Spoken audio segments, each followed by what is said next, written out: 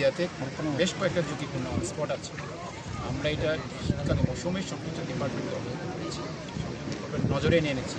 কর্তৃপক্ষকে দিয়েও আমরা তাদের সুদৃষ্টি অনেক চেষ্টা করার পরেও এর আগে একবার এরকম সিগন্যাল হয়েছিল, তখন ওই সেম রাস্তা উঠেছিল, তারপরে এটা ইমার্জেন্সি ওয়ার্ক অর্ডারের মধ্যে আসছিল। ওনারা প্রায় চেষ্টা করেছিল, কিন্তু যেহেতু আমরা বর্ষা মৌসুমে কাজ করতে গেলে তো আপনার বালু লাগবে, মাটি লাগবে, স্বাভাবিকভাবে এখানে যেহেতু বালি আর মাটি দেওয়ার কোনো সুযোগ নেই, সেই কারণে কাজের গতিতে একটা সমস্যা ছিল। এর মধ্যে আবার যে গতকালকে আবার সিগন্যাল দেওয়া হওয়াতে আপনার এখন যে অবস্থা আর কি।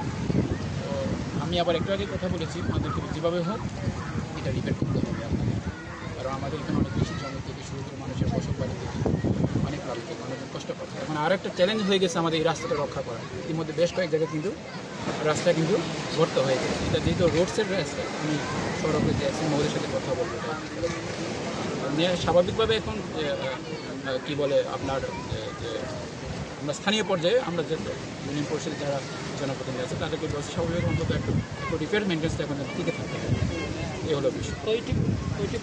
কিন্তু আগে তো অল্প ছিল, এখন অনেকগুলো পয়েন্টে হয়ে গেছে। আপনার এখানে আলিয়াগড় ডেলি আছে মনে হয় 12টা ছিল।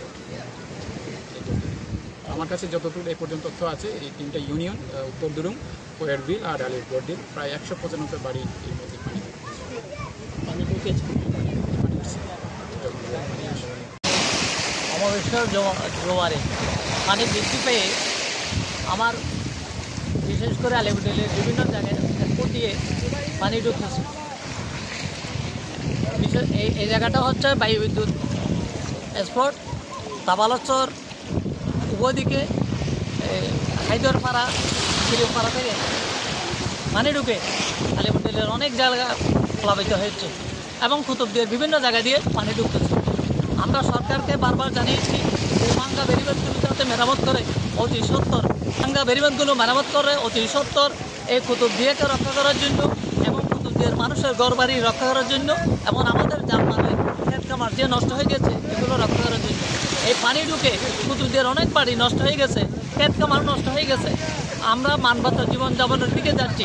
আমি সরকারকে অনুরোধ করব অতি সত্বর এই দ্রুত এই ভাঙ্গা বেরিবাঁধ মেরামত করে কুতুবদিয়াকে এবং কুতুবদিয়ার মানুষের জান এবং মালকে রক্ষা করার জন্য।